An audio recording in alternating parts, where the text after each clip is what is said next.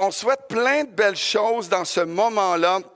Et plus on avance en âge, plus on se souhaite aussi la bonne santé, hein, n'est-ce pas? On se souhaite la bonne santé parce que c'est à un moment donné dans la vie, il vient que c'est le bien le plus précieux, hein, d'avoir de la bonne santé, mais aussi la chose la plus importante, de l'argent, parce que si tu n'as pas d'argent, tu ne peux pas profiter de ta bonne santé. Donc, ça prend un petit peu des deux pour pouvoir profiter de la vie. Alors, bonne et heureuse année. Et c'est un vœu il y a un vœu qui revient souvent lorsqu'on souhaite bonne et heureuse année aux gens et qu'on s'est fait dire, et on le dit également, c'est et du succès dans tes entreprises. Est-ce qu'on a le... Oui, et du succès dans tes entreprises, de la réussite dans tout ce que tu vas entreprendre cette année, sauf si c'est de dévaliser la caisse populaire du coin.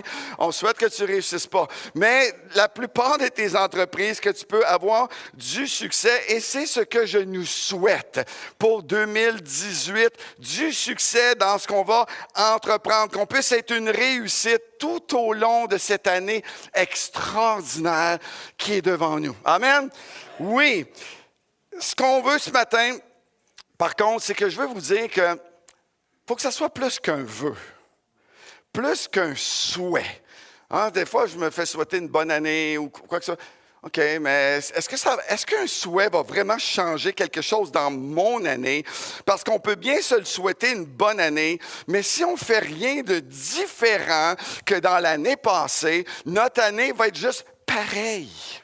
Il n'y aura rien de nouveau, rien de changé. Alors, il faut que ce vœu-là devienne une décision, devienne une résolution, devienne un choix, devienne une détermination, parce que c'est ce que Dieu veut pour chacun de nous, pour chacun de ses enfants, c'est que nous puissions réussir dans nos entreprises, qu'on puisse avoir du succès dans notre vie, du succès et de la réussite dans ce que nous allons faire. Dieu veut qu'on réussisse dans toutes les dimensions de notre vie. Parce que Dieu a des plans parfaits de réussite pour chacun de nous. Et ça, c'est sans exception. Mais cette réussite, ce succès n'est pas le résultat d'un vœu, d'un souhait, mais une bonne année, c'est le résultat de nos choix, c'est le résultat de nos décisions qu'on va prendre tout au long de l'année 2018. Et ça commence maintenant. Les décisions que tu vas prendre aujourd'hui, les décisions que tu vas prendre cette semaine vont avoir un impact sur le genre d'année que vous allez vivre. Vous savez, dans la vie, il y a trop de gens qui ne réussissent pas à développer leur plein potentiel, à développer leurs dons, leurs talents que Dieu a mis en chacun de nous. Dieu vous a donné des dons, Dieu vous a donné des talents, des habiletés, des capacités que vous avez, mais beaucoup trop de gens ne mettent pas ça en application. On peut être tellement pris dans nos affaires de la vie quotidienne. On fait juste réagir à ce qui se passe dans nos vies, à ce qui nous arrive à chaque jour. Et c'est facile de continuer à vivre comme si il n'y a rien qui allait changer, comme si on vivait hier plutôt que de changer. Et ça, même si Dieu a mis dans nos cœurs un désir pour plus que ça, pour plus que ce que nous sommes en train de vivre. Je ne sais pas si vous connaissez la célèbre biographie de Robert Tremblay. Est-ce qu'il y a un Robert Tremblay dans la salle? Juste avant de donner votre biographie, je veux m'assurer qu'il n'y a pas de Robert Tremblay ici. OK, alors je continue. Robert Tremblay est né un lundi. Il est devenu chrétien le mardi. Il s'est marié le mercredi, il est tombé malade le jeudi, ça s'est empiré le vendredi, il est mort le samedi, on l'a enterré le dimanche. Ça, c'était la vie de Robert Tremblay. Et malheureusement, il y a trop de gens qui vivent leur vie comme ça. Ça passe vite une vie, ça passe très vite une vie. Mais on a le sentiment à l'intérieur de nous profond que la vie, ça doit être plus que ça. Plus que quelque chose qui passe vite et qu'on n'a pas le contrôle là-dessus. Dieu a mis dans nos cœurs et Dieu a effectivement dit qu'il y avait plus que ça dans nos vies que juste naître et mourir et vivre quelques affaires entre les deux. Dieu veut que nos vies puissent produire bien au-delà de ce que nous pouvons imaginer, penser ou ressentir. Et ce n'est pas une question d'argent. Ce n'est pas une question de la grosseur du montant dans votre compte de banque. C'est pas une question de succès dans vos affaires. C'est de reconnaître ce que vous êtes en Dieu, ce que nous sommes en Dieu. Alors qu'on le cherche, alors qu'on vit nos vies en accord avec ses buts, nous portons du fruit et nous devenons ce que Dieu veut que nous soyons afin que nous puissions faire ce que Dieu veut qu'on fasse de nos vies. Et chacun de nous, nous avons un plan, une destinée que Dieu a pour nous. Dieu a préparé pour nous des œuvres qu'il veut que nous puissions accomplir. Il est en train de nous former. La réussite, c'est d'être et de faire ce que Dieu veut que je sois et que je fasse aujourd'hui à chaque étape de ma vie. Que nous soyons un enfant, que nous soyons un adolescent, que nous soyons un adulte, un senior, un homme, une femme, un célibataire, un mari, une épouse, un parent, un grand-parent, un couple avec ou sans enfant, un parent monoparental, des fiancés, qu'on vienne de la ville ou de la campagne, que nous soyons un employé ou un employeur, un journalier ou un professionnel, un intello ou un manuel, un YOLO ou un hipster, un Y, un X, un K, un milléniaux ou de la génération silencieuse, peu importe. Dieu a un plan pour vous et Dieu veut que vous réussissiez. Il a une destinée de réussite et d'accroissement pour chacun de nous, chacun dans notre sphère de ce que Dieu a préparé pour nous. Et c'est ce que Dieu avait comme plan pour un homme du nom de Josué. Est-ce qu'il y a des Josué dans la salle? Oui. Un homme du nom de Josué. Et on va lire ensemble un passage dans Josué chapitre 1, les versets 7 et 8 simplement. Vous pouvez suivre sur l'écran. Josué, Dieu dit à Josué ceci. Josué, sois fort, aie pas peur. Sois juste attentif pour faire ce que Moïse t'a dit de faire de ma part. Rappelle-toi de faire tout ce qu'il t'a dit. Alors, tout va bien aller pour toi. Tu vas gagner partout où tu vas aller. Continue à parler selon la parole de Dieu. Pense à ce qu'elle te dit tout le temps. Et en toute occasion, reviens donc à la parole, car c'est alors que tu auras du succès dans tes entreprises. C'est alors que tu réussiras. Josué, juste pour... À quel contexte est-ce que Dieu dit ça à Josué? Rappelons, Josué est né dans un baby boom en Égypte. Moi, j'appelle ça un baby boom parce que quand ta famille avait 70 membres puis que quelques centaines d'années plus tard, vous êtes 2,5 millions, j'appelle ça un baby boom, OK? Donc, ça fait de Josué un des premiers baby boomers, OK, de son époque. Et dans ce texte-là, Dieu donne une mission à Josué pour sa vie.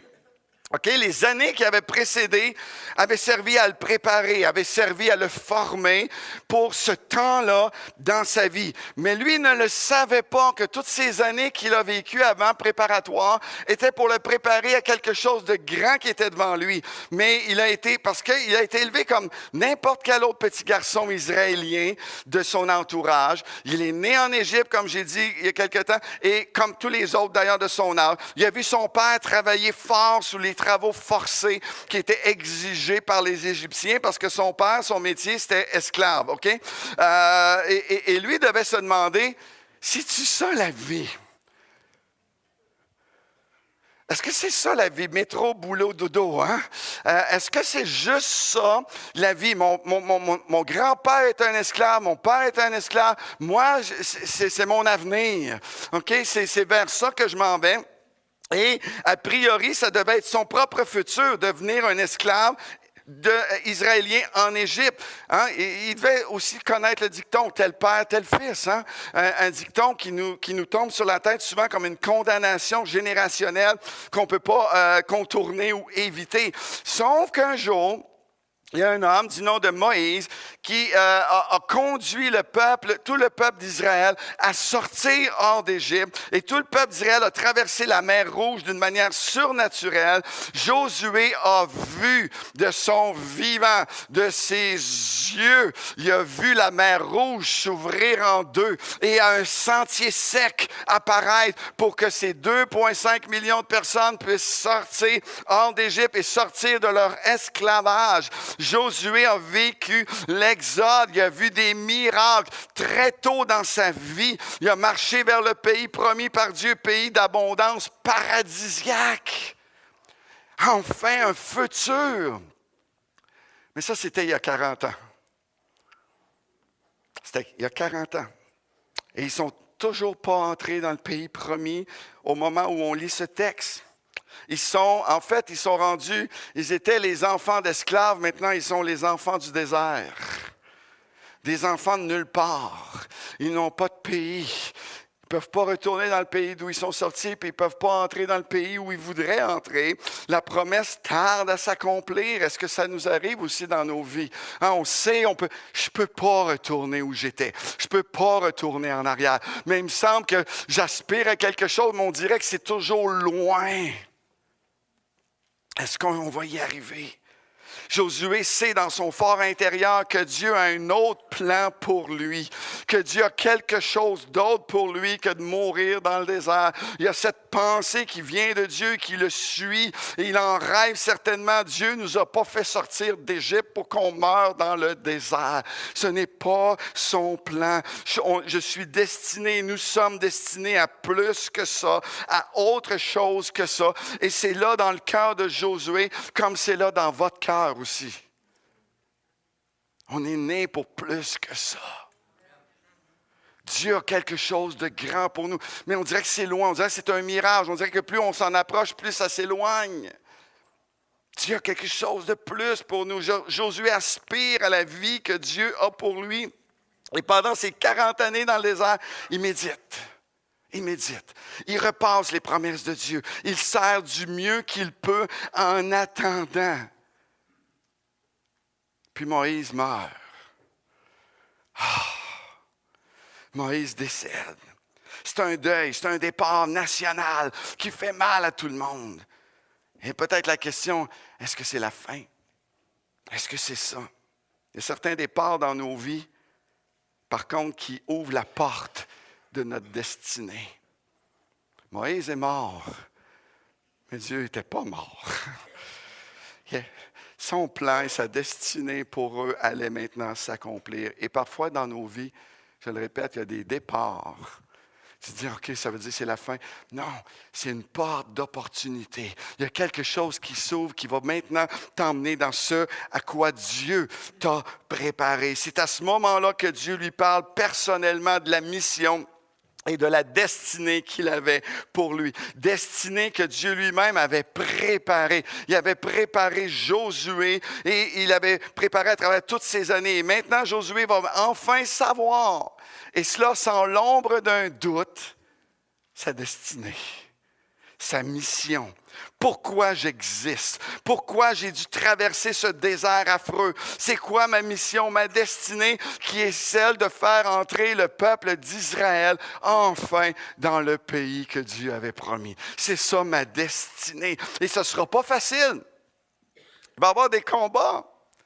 Voyez-vous, ce n'est pas parce que nous sommes en plein centre de la volonté de Dieu et que nous sommes exactement là où Dieu nous veut aujourd'hui que ça va être facile. Non. Il y a une chose, par contre, que Dieu a promis, c'est que tu vas réussir. Tu vas avoir du succès. Chacun dans notre sphère et dans notre propre domaine de destinée. Aujourd'hui, ça c'était juste mon intro.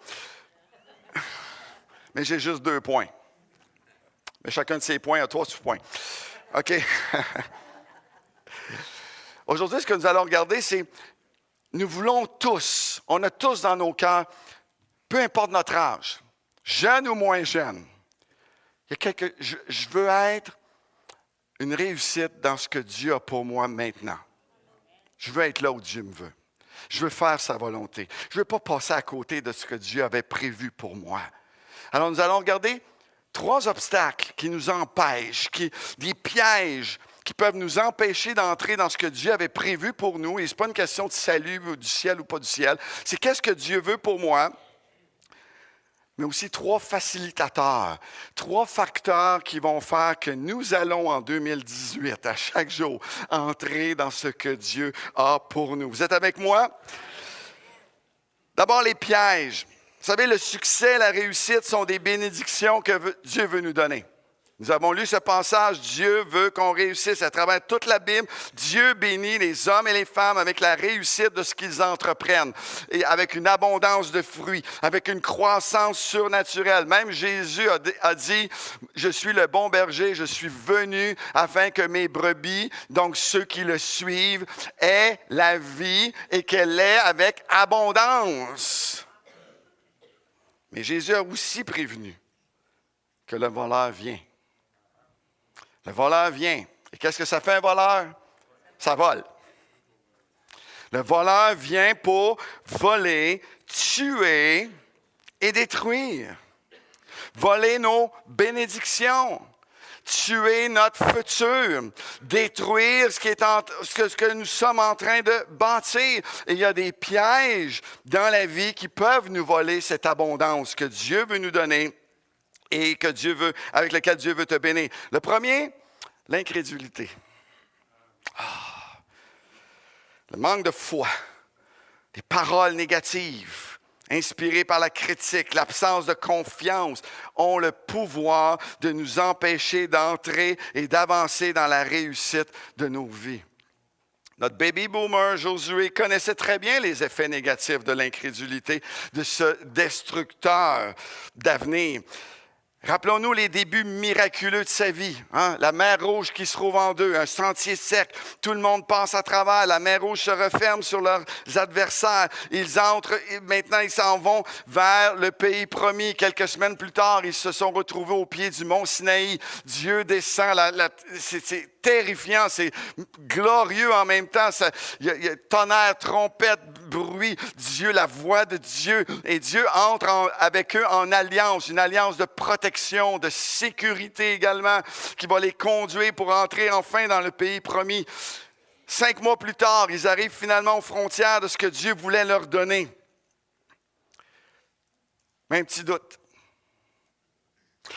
Écoute, on va envoyer 12 espions. Au cas où. On va vérifier. Oui, c'est bien beau, mais c'est inconnu, cette zone-là. On ne connaît pas ça, là. On va envoyer 12 gars qui vont aller checker, vérifier, pour nous rassurer, infectés par l'incrédulité. Ils envoient ces 12 hommes pour aller explorer ce fameux pays, pour voir si le pays est effectivement un bon pays, qui va être facile, que ça va être facile à prendre. Lorsque les espions reviennent, le rapport est plutôt négatif. Parce que, oui, c'est effectivement un bon pays, et puis ils ont rapporté des fruits, et puis une abondance. Oui, c'est vrai. Mais il y a des géants. Il y a des combats, il y a des géants, c'est une armée terrible. Il y a des villes fortifiées, les villes sont bien barricadées, sont défendues par des soldats du genre Rambo. Alors, ils choquent. Ça vient du latin, ça. Et là, ils reculent en pleurant, en se lamentant, en regrettant d'avoir quitté l'Égypte. Et là, ils veulent retourner, manger leurs concombres, leurs melons et tout ça. Ils ont complètement oublié que ça, c'était pas gratos. Ils étaient esclaves dans ce pays. Mais ils ne croient plus que Dieu est capable de leur donner le pays qu'il leur a promis. Ils ont peur. Ils ne croient plus que Dieu les a conduits jusqu'ici. Et là, ils perdent totalement confiance dans la puissance de Dieu pour accomplir ses promesses. Et là, ils se mettent en, autre mot latin, chialer, critiquer. Ils tremblent, ils parlent mal du pays, parlent mal de Moïse, parlent mal de Dieu. Et c'est à cause de ça, nous dit la parole de Dieu, qu'ils sont retournés dans le désert pendant un autre 38 ans pour un total de 40 ans, où toute cette génération a péri, a disparu dans le désert et qu'une nouvelle génération s'est levée. L'auteur de l'Épître aux Hébreux, chapitre 3, verset 19, dit ceci. « Ainsi, nous voyons qu'ils ne sont pas entrés dans le pays à cause de leur incrédulité. Et non pas parce que Dieu n'était pas capable de le faire ou parce que Dieu n'avait pas prévu la présence des géants, Non, à cause de leur incrédulité. Et c'est pourquoi l'incrédulité fait partie des voleurs de destinée et engendre la peur de l'échec, la peur du changement. Il nourrit une foule de fausses croyances qui nous paralysent. Tu n'y arriveras pas. Ce n'est pas ton appel. Tu n'as pas ce qu'il faut. Tu n'as jamais fait ça avant. Et si tu manquais ton coup, qu'est-ce que tu vas avoir de l'air? Rappelons-nous qu'il y a eu une époque où la très grande majorité des gens disaient et croyaient « on ne peut pas abolir l'esclavage ». On ne peut pas construire un chemin de fer qui pourrait relier l'Atlantique au Pacifique. On ne peut pas traverser l'Atlantique en avion. On ne peut pas vaincre le mouvement nazi d'Hitler. On ne peut pas guérir la polio. On ne peut pas envoyer un homme sur la Lune. On ne peut pas battre les Russes au hockey. On ne peut pas abattre le mur de Berlin. On ne peut pas courir le 100 mètres en dessous du 10 secondes jusqu'à ce que quelqu'un qui ne savait pas ça l'a fait. L'incrédulité, c'est une voleuse qui infecte notre esprit et qui a le pouvoir de nous voler notre destinée, de tuer nos efforts et de détruire notre avenir. Deuxième obstacle, les mauvaises attitudes. Si l'incrédulité vient affecter notre esprit, les mauvaises attitudes infectent notre cœur, infectent notre âme. Une attitude, c'est quoi? C'est une disposition intérieure qui s'exprime par une position extérieure. On peut voir l'attitude négative d'une personne par son positionnement dans la vie. Les poings serrés, les bras croisés, la baboune, les dents serrées, les sourcils froncés, la démarche courbée. Tu vois l'attitude d'une personne. Vous avez déjà vu ça, hein? À l'occasion. Nos attitudes sont tellement importantes parce qu'elles vont déterminer notre manière de vivre et où nous allons aboutir dans la vie. Qu'on en soit conscient ou non, qu'on le sache ou non, qu'on y croit ou non, nos attitudes vont avoir un impact sur ce que nous allons faire dans la vie. Notre attitude dans la vie peut changer un problème en opportunité, mais l'inverse est aussi vrai. Notre attitude dans la vie peut changer une opportunité en problème. Et une des pires attitudes, il y en a plusieurs des attitudes, mais je trouve la pire qui nous empêche à coup sûr d'atteindre ce que Dieu a pour nous, c'est l'orgueil. Vous savez de quoi je parle, hein? On a tous vu sa grosse tête verte. L'orgueil. Un ancien conseiller à la Maison-Blanche, Ezra Benson, a dit « L'orgueil se préoccupe de savoir qui a raison. L'humilité se préoccupe de prendre la bonne décision. » Peu importe d'où l'idée vient. L'orgueil nous amène à justifier nos erreurs, nos mauvais choix devant les autres, même si on sait qu'on a tort. On va tenir mordicus. L'orgueil nous amène à culpabiliser, à jeter le blâme sur les... C'est pas de ma faute. C'est pas de ma faute. Ma femme dirait, je dis ça souvent. C'est pas moi, c'est pas de ma faute. L'orgueil nous jette le blâme sur les autres. L'orgueil nous renferme sur nous-mêmes à toute nouvelle idée, toute nouvelle façon de faire les choses. Hein, on a toujours fait ça comme ça. On ne va pas changer aujourd'hui. L'orgueil nous rend rigides, inflexibles, résistants, coriaces. On fait à ma façon où j'arrête tout puis je m'en vais. Hein, l'orgueil, ça nous amène à nous surestimer, à nous penser meilleurs que les autres. Ça décourage le travail en équipe. Ce qui fait qu'on finit par travailler tout seul parce que personne n'aime travailler avec quelqu'un d'orgueilleux. Ça fait fuir le monde. Je sais qu'il n'y a pas personne qui pense et agit comme ça ici, mais au cas où il y aurait des visiteurs. On peut changer. Je peux changer. Je ne suis pas obligé de rester là. Parce que c'est en train de me voler ce pourquoi Dieu m'a appelé, ce que Dieu voudrait faire dans ma vie. C'est en train de tuer mon avenir et de détruire mes progrès. Un troisième et dernier obstacle, le manque d'engagement pratique. Si l'incrédulité affecte mon esprit, si l'orgueil affecte mon cœur, le manque d'engagement pratique va affecter mon corps. Ça m'empêche de bouger.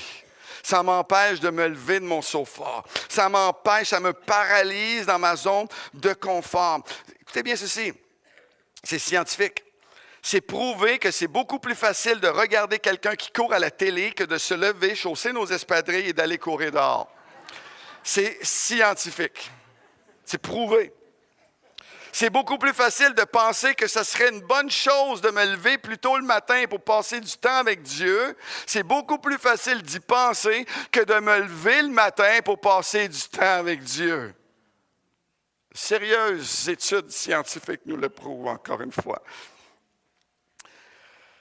C'est ce qui fait souvent la différence entre le succès dans mes entreprises et rien. C'est le manque d'implication pratique qui amène mes intentions à toucher terre, à devenir réalité. C'est vrai qu'il y a pas mal de choses sur lesquelles je n'ai pas de pouvoir, je n'ai pas de contrôle, je ne peux pas changer la température, sinon ça ferait longtemps que l'hiver serait fini. C'est vrai que je ne peux pas changer la lumière rouge selon mon désir quand j'arrête à la circulation. J'ai essayé.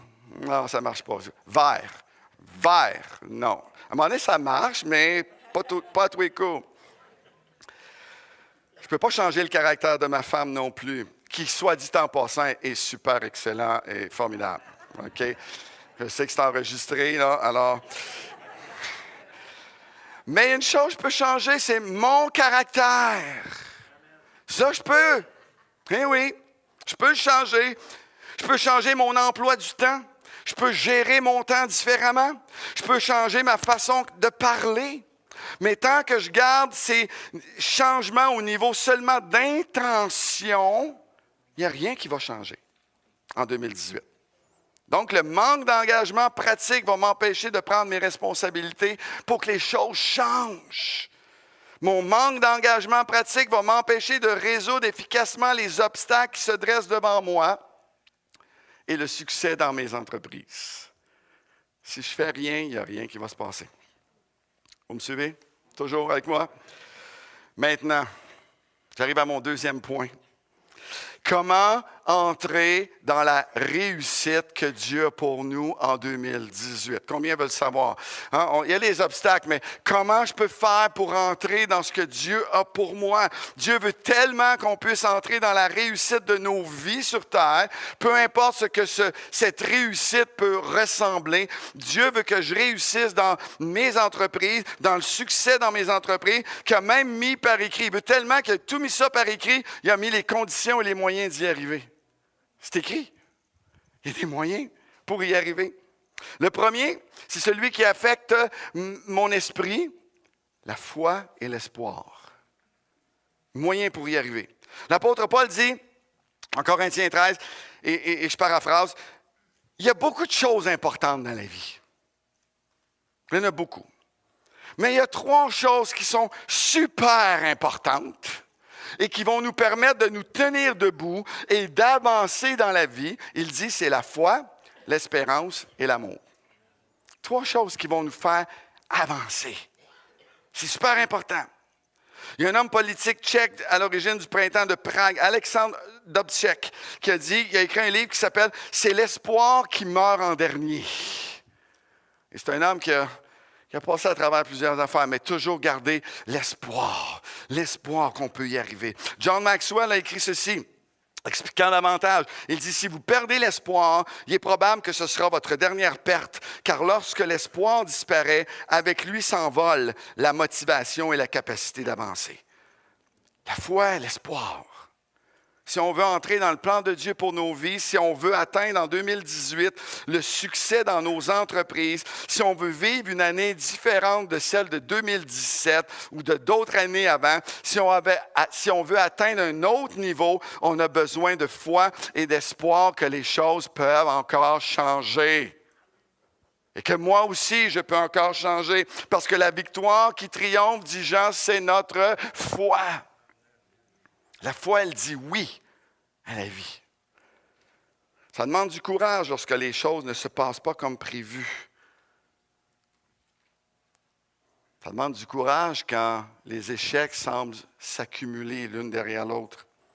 Quand la maladie vous met sur le carreau et que vos projets sont sur pause. Quand une épreuve semble vous dire « ça n'arrivera pas ». Ça n'arrivera pas. L'espoir dit oui. Tant qu'il y a de la vie. La foi et l'espoir sont des marques et les caractéristiques des chrétiens. Nous croyons. C'est pourquoi on dit parfois qu'un chrétien, c'est un croyant. Nous croyons.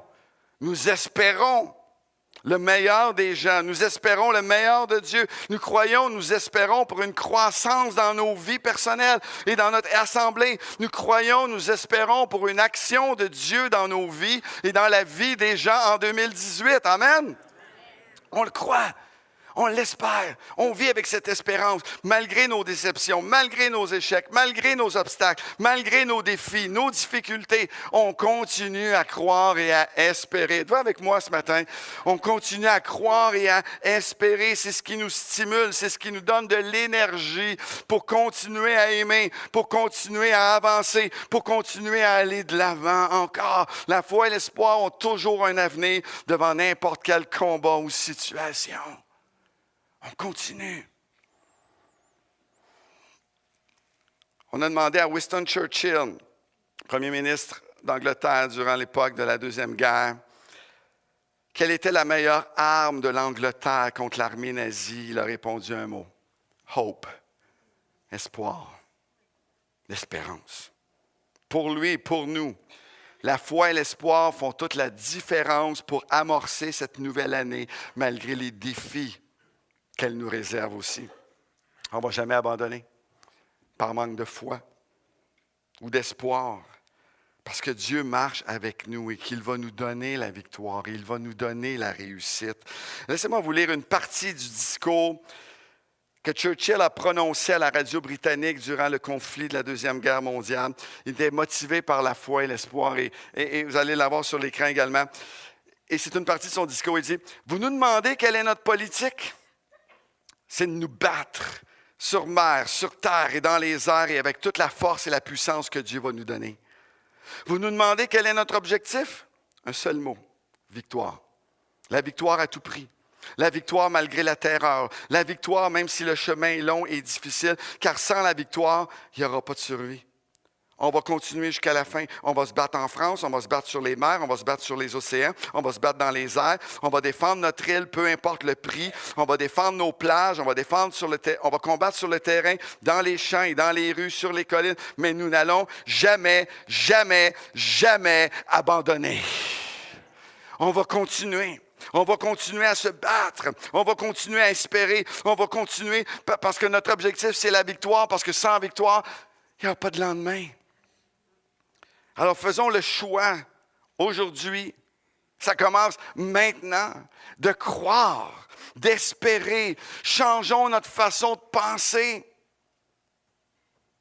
Ce que nous nous disons à l'intérieur a des répercussions sur notre vie.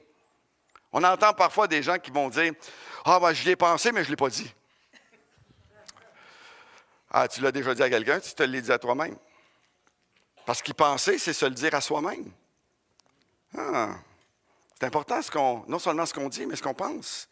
N'oubliez pas que ceux qui se confient en Dieu renouvellent leur force et ils prennent leur envol comme et avec les aigles. Se confier en Dieu dans toute situation. La foi et l'espoir. Deuxièmement, l'humilité. Hein? L'humilité pour réussir nos projets. L'humilité pour réussir le succès dans mes entreprises. Comment ça?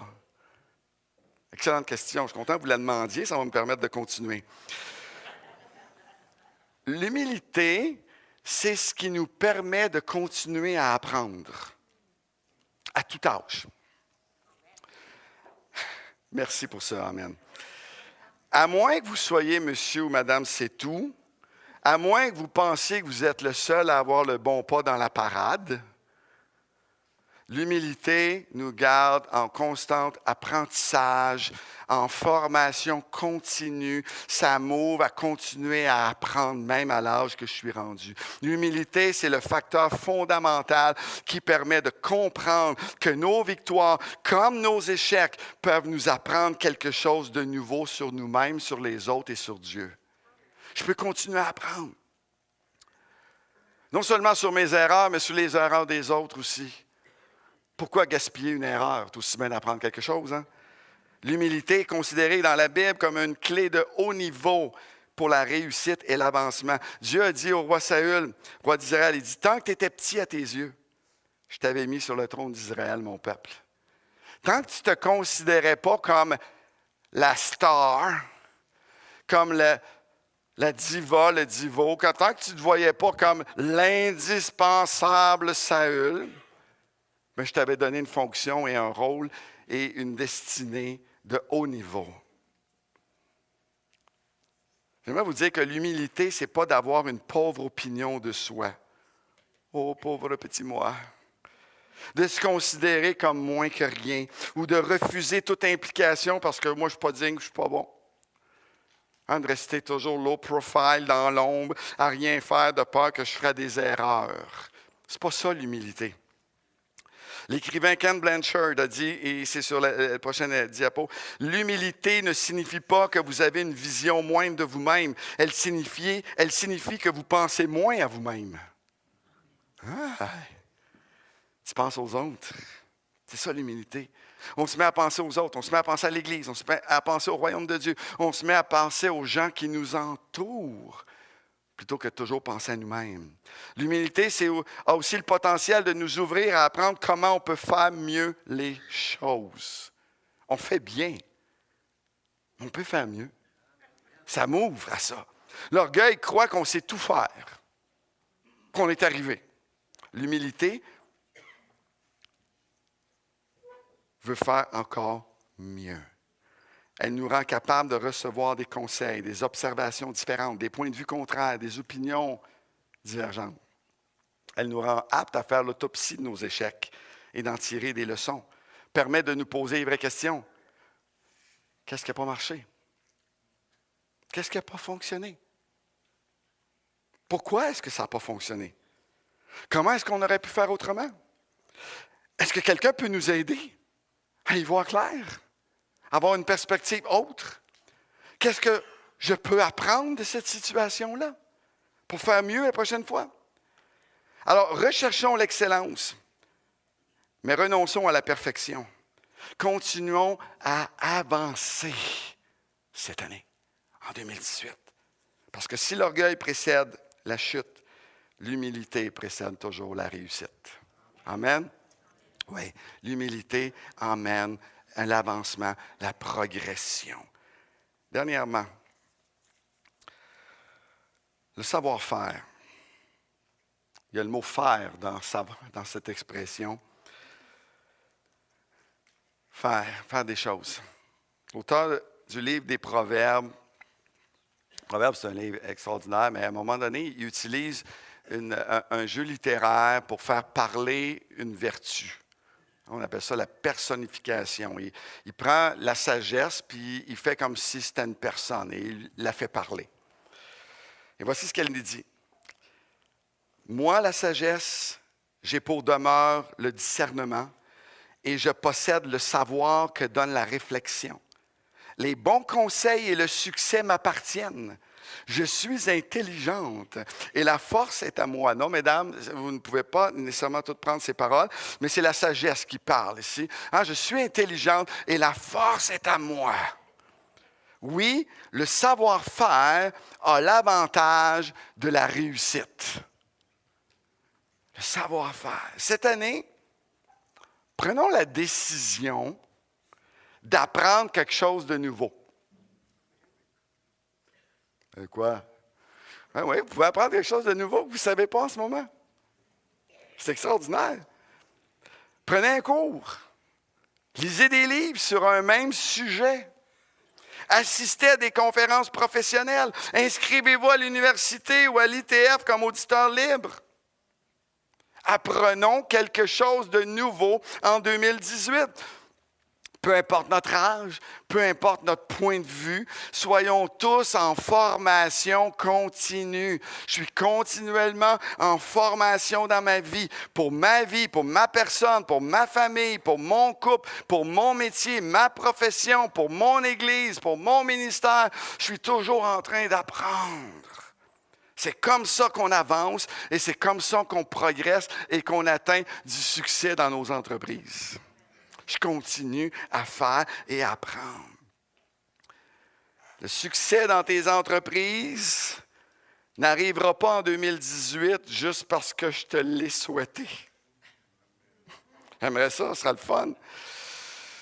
Mais un souhait n'est que l'expression de ce que j'aimerais que vous viviez, que nous puissions vivre. Mais la réussite arrive lorsqu'on se donne les moyens de nos ambitions, de nos souhaits. Je dois apprendre de mes erreurs, des erreurs des autres, de ce que les autres ont fait, de ce que les autres font également. Je dois apprendre une nouvelle façon de faire, continuellement. Aujourd'hui, il n'y a pas personne qui va me contredire si je dis « c'est plus comme avant ». Ça a changé, hein? Et même pendant que je vous dis juste ça, c'est encore en train de changer. Fait que ça a déjà changé de ce que c'était il y a quelques secondes à peine. Ça change tout le temps, c'est malade. Ça change. Tout change. On dit qu'on ne peut pas arrêter le progrès, mais on peut arrêter de progresser. On peut arrêter d'avancer, on peut arrêter de changer, on peut arrêter de s'adapter aux nouvelles réalités de la vie. J'ai toujours fait ça comme ça, puis c'est pas aujourd'hui que je vais changer ça. Déjà entendu ça? Mm-hmm. Je ne vous dis pas qu'il faut se brancher à tout ce qui est nouveau. Je ne suis pas encore sur Instagram, puis je n'ai pas de compte Twitter. Je suis sur Facebook. Je ne poste pas souvent, mais je vais voir ce qui se passe là. J'ai beaucoup d'amis que je ne connais pas. Mais je crois qu'il faut être ouvert à ce que Dieu veut faire de nouveau dans ma vie. Je crois que je dois être ouvert à ce que Dieu veut faire de nouveau dans ma vie à travers moi. Mes victoires ou mes réussites d'hier ou du passé ne peuvent pas et ne doivent pas juste se répéter. Je dois vivre de nouvelles victoires en 2018 et pour ça, je dois continuer à apprendre, à explorer quelque chose de nouveau si je veux qu'il y ait du nouveau dans ma vie. Puis atteindre ce que Dieu veut que je sois. Josué, notre baby boomer du départ, il fallait qu'il quitte son désert. Il fallait qu'il quitte, puis qu'il vainque sa peur, qu'il vainque... moi, je suis un enfant du désert, puis on va rester dans le désert. Je suis né dans le désert, je vais mourir dans le désert. Il fallait qu'il passe cette mentalité-là. Puis dire, on s'en va vers quelque chose... Je ne le connais pas, le pays de Canaan. Je ne le connais pas, le pays promis. Je n'ai jamais été là. Je n'ai rien vu sur Internet à ce sujet-là. Je ne sais pas comment on parle dans ça. Mais je sais une chose, c'est que Dieu, c'est là qu'il veut que je m'en aille. C'est là que Dieu veut que j'emmène le peuple. C'est là que je dois avancer, que je dois progresser. Sûrement, je vais avoir des défis. Les 10 autres espions l'ont dit. On va avoir des défis. Ça ne sera pas facile, mais on va entrer parce que Dieu va être avec nous. Et on va faire des choses nouvelles et on va conquérir ce pourquoi Dieu nous a appelés. Vous êtes avec moi ce matin? Oui, Dieu nous appelle à ce qu'on réussisse ensemble. Je vais demander aux musiciens de revenir, s'il vous plaît. Je crois profondément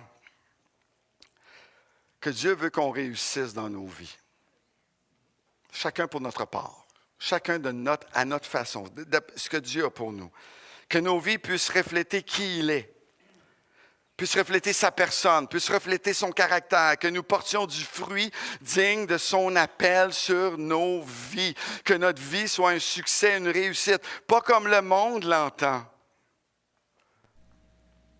Ce n'est pas une question d'être l'employé du mois ou d'avoir notre photo sur la première page, front page d'une revue quelconque, mais comme Dieu le conçoit, comme Dieu le veut.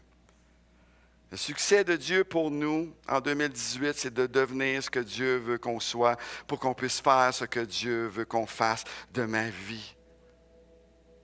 Êtes-vous dans une saison de préparation en ce moment? Êtes-vous aux études? Êtes-vous en train de vous préparer pour quelque chose? Mais soyez une réussite en étant le meilleur étudiant possible, en vous impliquant. Êtes-vous dans une saison où la famille grandit, comme Pasteur Emmanuel? Apprenez à devenir un meilleur papa, une meilleure mère. Est-ce que peut-être certains d'entre nous, vous êtes dans une saison du nid vide? Le petit dernier, la petite dernière vient de se marier. Vous arrivez à la retraite. Comme moi, vous avez des petits-enfants. Pas à la retraite, là, moi, là, mais vous avez des petits-enfants. Développons cette année des nouvelles façons d'être papy, mamie. De juste être plus impliqué.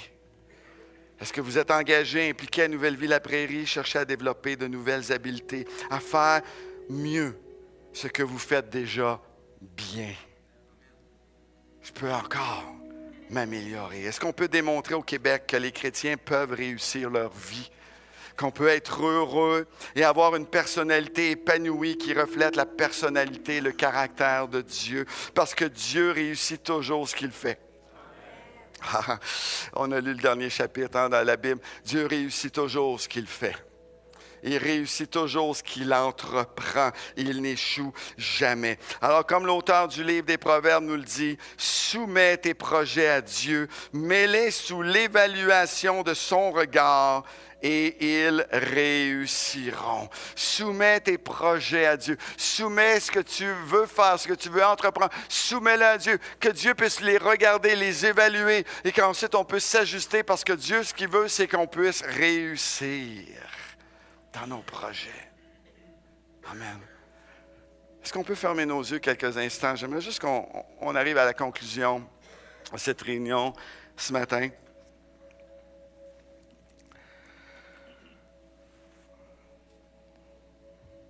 Je ne connais pas ta vie. Je ne sais pas ce que tu as vécu jusqu'à présent. Peut-être que jusqu'à présent, ça a été un désert. Tu avais des projets quand tu as commencé la vie. Tu avais des ambitions, mais c'est le désert. Et tout ça, toujours reporté à plus tard. La vie avance, les années passent.